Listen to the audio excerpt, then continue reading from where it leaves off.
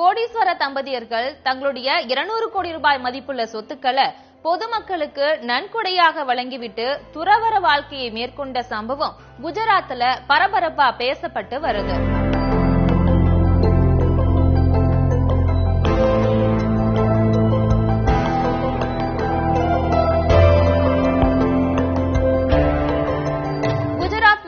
ஹிமந்த நகரை சேர்ந்த தொழிலதிபரான பவேஸ் பண்டாரி மற்றும் அவரது மனைவிக்கு 19 வயதுல மகளும் 16 வயதுல மகனும் இருக்காங்க. கட்டுமான தொழிலில் ஈடுபட்டு வரும் பவேஸ் பண்டாரி கடுமையாக ஜெயின் மதத்தின் கோட்பாடுகளை பின்பற்றி வந்திருக்காரு.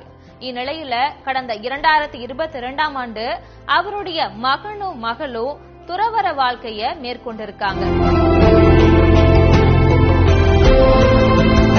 கடந்த பிப்ரவரி மாதம் நடந்த நிகழ்ச்சியில பங்கேற்ற இந்த தம்பதியர் துறவற வாழ்க்கையை மேற்கொண்ட தங்களது பிள்ளைகளை பார்த்தே தாங்களும் துறவற வாழ்க்கையை மேற்கொள்ள போவதாக தெரிவிச்சிருக்காங்க.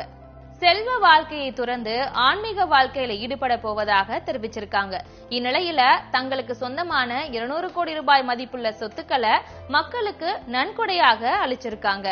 ஜெயின் மதத்தின் கோட்பாடுகளை பின்பற்றுவதற்காக வருகிற ஏப்ரல் 22ஆம் தேதி உறுதிமொழி ஒன்றை ஏற்க போறாங்க.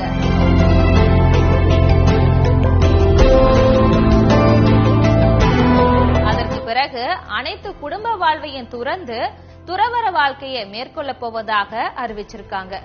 செல்வத்திற்கு பெயர் பெற்ற பவேஸ் பண்டாரி குடும்பத்தின் இந்த துறவற முடிவு குஜராத் மாநிலம் முழுவதும் பரபரப்பா பேசப்பட்டு வருது.